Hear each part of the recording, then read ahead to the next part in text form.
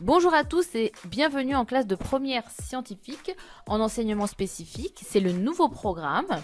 Donc aujourd'hui, on va travailler sur les ondes mécaniques. On va définir les ondes et déterminer leur vitesse.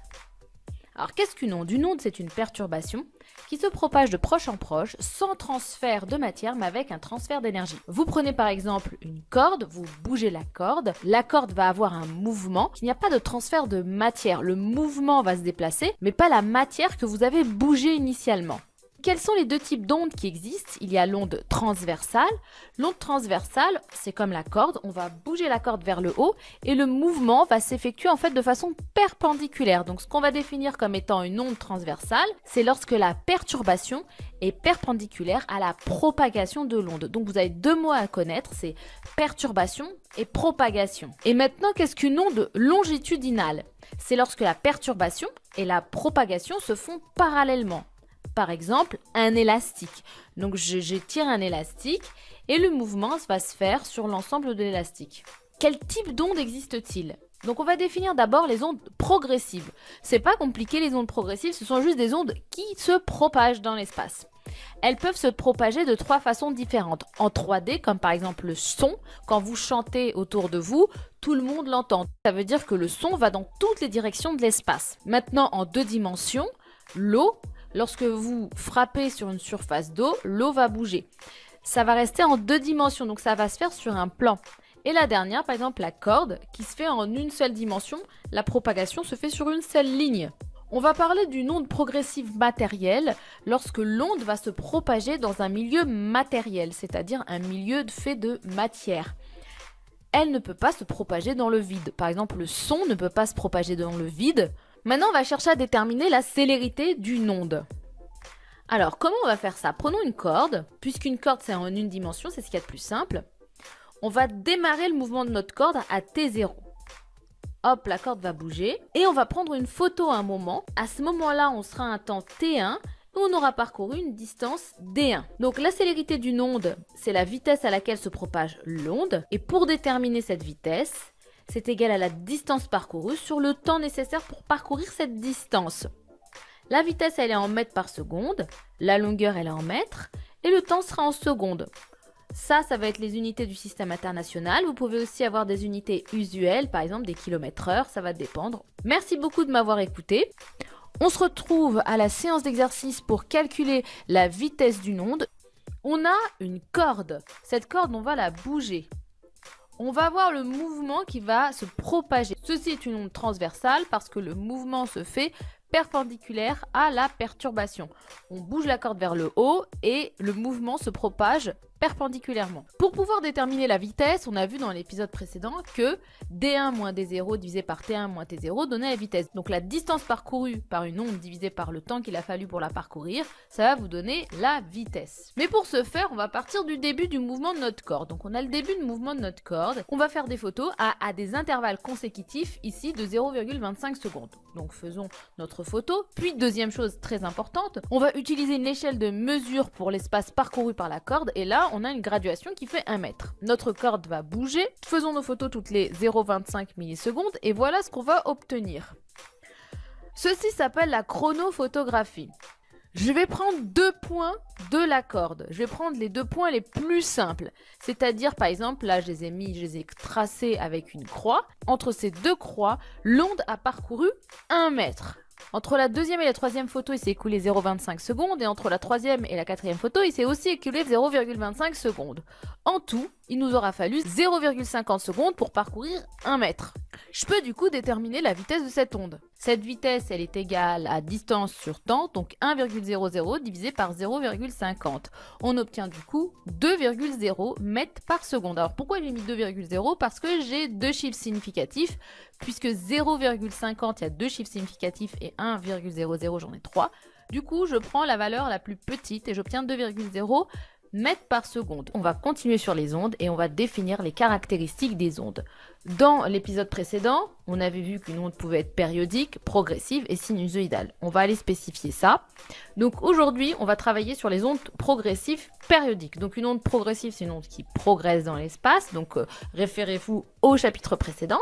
Alors qu'est-ce que ça va être une onde périodique? Périodique, ça veut dire que la perturbation, elle va se répéter à un intervalle de temps égal. Par exemple, là, on a une onde périodique. Une onde périodique, ça n'a pas de caractéristiques particulières, à part que ça va se répéter. Donc là, je vais avoir un motif, et hop, je vais retrouver le même juste après, et ainsi de suite. Donc mon onde périodique, elle peut être du coup sinusoïdale. Ça veut dire qu'elle va avoir la forme d'une sinusoïde. Donc comme on l'a vu en mathématiques. Là, je vais avoir un motif, et ce motif, il va se répéter, il va se répéter, il va se répéter. Maintenant, étudions de façon plus spécifique les ondes sinusoïdales. Regardons une onde sinusoïdale, voilà ce qu'elle va faire, ça va faire comme une vague. La vague, elle va monter et elle va descendre, une corde qui va monter, qui va descendre dans le temps. Donc, il va y avoir deux caractéristiques. La première caractéristique, ça va être la caractéristique spatiale. Je vais faire une photo de cette onde. Par exemple, je vais faire la photo d'une vague dans la mer, ou par exemple, je vais faire la photo d'une corde qui bouge, et je vais voir cette image.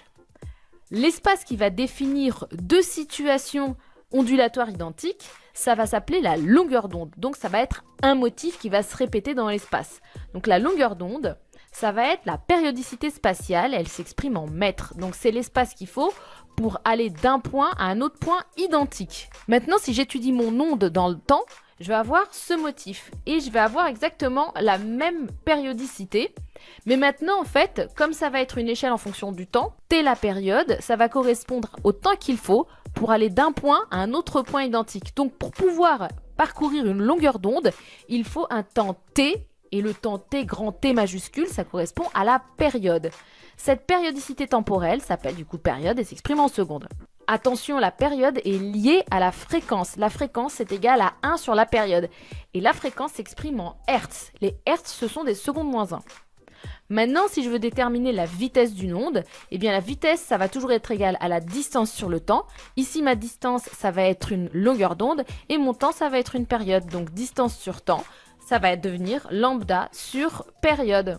Au bilan, au chapitre précédent, on a vu quel type d'onde allait exister et aujourd'hui, on a caractérisé l'onde et du coup, ses caractéristiques, ça va être la période, la fréquence, la longueur d'onde et tout ça va pouvoir me donner la célérité de l'onde. Maintenant, on va se retrouver à l'exercice qui correspond à ce chapitre. Et du coup, aujourd'hui, on va travailler sur cet exercice-là. On va étudier une houle, donc c'est-à-dire une vague qui est faite de façon artificielle dans un laboratoire. Donc, on a une lame qui va taper sur l'eau et qui va créer des vagues. Et on va faire une photo par-dessus ces vagues. Et voilà ce qu'on va obtenir. Donc, on y dit que l'onde progressive sinusoïdale a une fréquence de 23 Hz. Donc, souvenez-vous que la fréquence était l'inverse de la période. Donc là, on va avoir une petite photo. Et cette photo, en fait, ça va correspondre à des vagues. Donc ça correspond à ça. Voilà, on va avoir des vagues d'eau. Et là, on fait la photo par-dessus. Donc notons quand même dans un petit coin que la fréquence, elle vaut 23 Hz. Comme ça, on garde ça en tête. Maintenant, la première question, c'est déterminer la longueur d'onde de la houle et la déterminer le plus précisément possible. Ça veut dire quoi? Ça veut dire qu'il faut que je prenne un maximum de longueur d'onde pour trouver une longueur d'onde. Comment je vais faire? Donc je me rappelle que c'est des vagues. Et je me rappelle que une longueur d'onde, c'est lorsque je pars d'un point et que j'arrive à côté au point équivalent. Donc voilà, je vous ai présenté une longueur d'onde. Maintenant, si je regarde, combien est-ce que j'ai de longueur d'onde? En fait, j'en ai 10. Vu que toute cette image-là, ça correspond à 10 longueurs d'onde et que cette image fait 14 cm, il en découle qu'une seule longueur d'onde, ça va faire 14 sur 10, donc 1,4 cm. Maintenant, question suivante, en déduire de la vitesse de propagation v de l'onde, sinusoïdale générée par le vibreur. Eh bien, rappelons-nous que la vitesse est égale à lambda sur t, donc longueur d'onde sur période, la vitesse en mètres par seconde, la longueur d'onde en mètres et la période en secondes. Maintenant, rappelons-nous qu'on nous a donné la fréquence qui fait 23 Hz et que cette fréquence, elle est égale à 1 sur la période. Du coup, on peut en déduire que la vitesse, comme elle est égale à lambda sur période, donc longueur d'onde sur période, ça va être égal du coup à longueur d'onde fois fréquence. Je remplace 1 sur t par la fréquence. Et du coup, j'ai plus qu'à faire le calcul. On avait trouvé tout à l'heure que la longueur d'onde, ça valait 1,4 et que la fréquence, on me l'avait donnée, elle valait 23. Donc 1,4 fois 23, ça nous fait 32. Je n'ai mis que 2 chiffres significatifs puisque les 2 chiffres qu'on me donne ont 2 chiffres significatifs. Donc j'obtiens 32 mètres par seconde. Voilà, bravo, vous avez bien travaillé. Donc je vous engage à refaire cet exercice doucement, tranquillement. Faire une photo d'une onde ou regarder l'oscillation d'une onde, c'est un exercice type. Donc vous devez savoir analyser cette image, savoir ce qu'elle vous donne comme information et pouvoir déterminer d'autres informations avec ces données. Voilà, merci beaucoup de m'avoir écouté. Bon courage, travaillez bien et on se revoit à la prochaine vidéo.